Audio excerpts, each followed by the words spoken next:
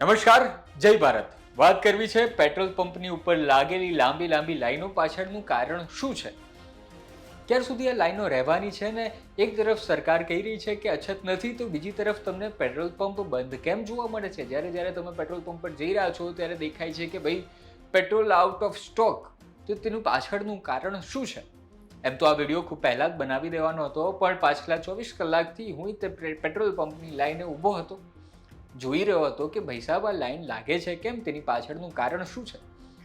તો એની વિશે આજે વાત કરવી છે. સૌથી પહેલાં જ્યારે પેટ્રોલ પંપ પર હું ગયો પેટ્રોલ પુરાવા, ત્યારે મેં ત્યાંના મેનેજર સાથે વાત કરી અને પૂછ્યું કે ભાઈ સાહેબ એક પેટ્રોલ પંપ હોય તો ત્યાંની ટાંકી જે હોય તેમાં કેટલું પેટ્રોલ સમાયેલું હોય છે. તો હું જે પેટ્રોલ પંપ પર ગયો હતો ત્યાં 5 જેટલા ડિવિઝન હતા અને તેમણે કહ્યું કે અમારી પાસે 70,000 લીટર ટેન્કની ટાંકી છે. એટલે કે જો તમારે 10 લીટર એક વાહનમાં પેટ્રોલ ભરાતું હોય તો 70,000 લીટર તમે પેટ્રોલ ભરાઈ શકો, એટલું એક દિવસની અંદર તેમની પાસે સ્ટોક હાજર હોય છે.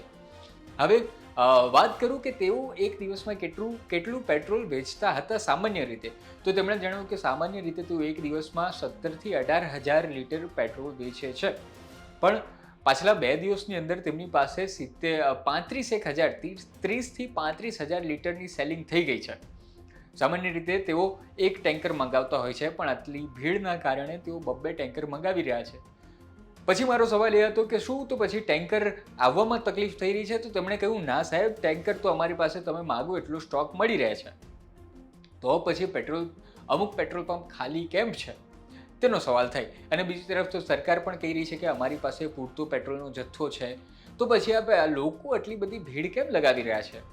તેનું સૌથી પહેલું કારણ એ છે કે અફવાઓના કારણે. સોશિયલ મીડિયાના મેસેજ પર તમે જેટલો વિશ્વાસ કરો છો એટલો વિશ્વાસ સરકાર કે પછી જે હકીકત છે તેની ઉપર કેમ નથી કરતા? જ્યારે રાજ્યના ગૃહમંત્રી કે પછી મુખ્યમંત્રી સુધી એમ કહી રહ્યા છે કે પેટ્રોલની અછત નથી, ત્યારે આપણે તેને અવગણીને આપણે પેટ્રોલ ભરાવા જઈ રહ્યા છે.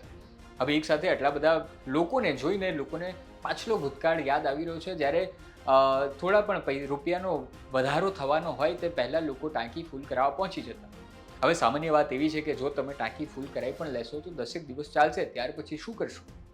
જોકે એ તો પછીની વાત છે, કારણ કે અત્યારે આપણી પાસે પેટ્રોલની શોર્ટેજ નથી તેવું આંકડા કહી રહ્યા છે. હવે વાત કરીએ કે અમુક પેટ્રોલ પંપ ખાલી કેમ હતા, તો તેના 3-4 અલગ અલગ રીઝન છે.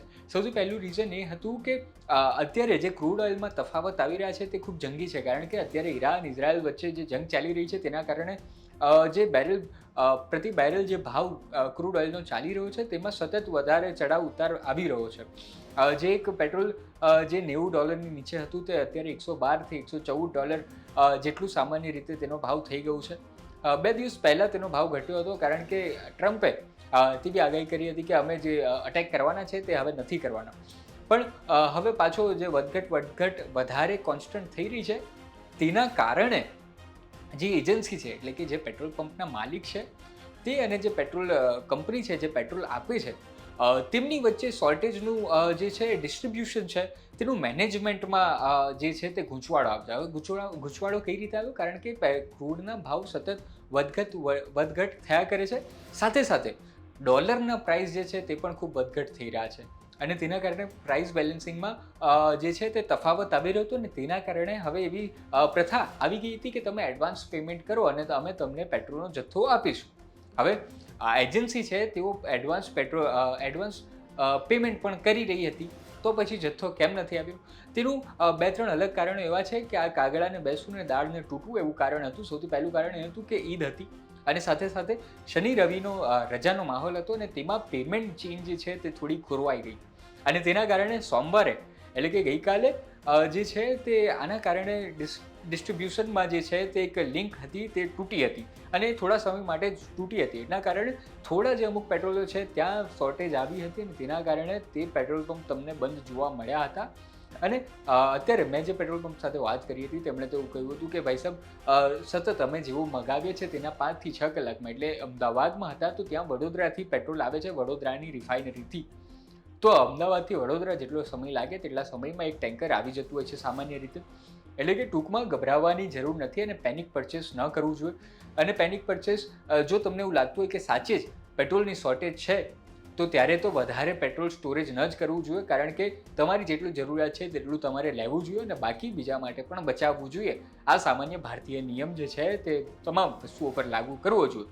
ખેર, આ બાબતે હવે ભૂપેન્દ્રભાઈ પટેલ રાજ્યના મુખ્યમંત્રી છે, તેમણે શું બાહેંધરી આપી તે પણ સાંભળો. અને અંતે મારી એટલી જ સલાહ છે કે વોટ્સઅપ મેસેજ પર વિશ્વાસ કરવા કરતાં રાજ્યના મુખ્યમંત્રી જે કહી રહ્યા છે તેમની પર વિશ્વાસ કરો. આ માહિતી કેવી લાગી તે તમે અમને કોમેન્ટ કરીને જરૂર જણાવો. કોઈ પણ જાતની અફવામાં દોરાઈ અને ગેસ, પેટ્રોલ કોઈની પણ ક્યાંય લાઇનમાં રહેવાની જરૂર નથી.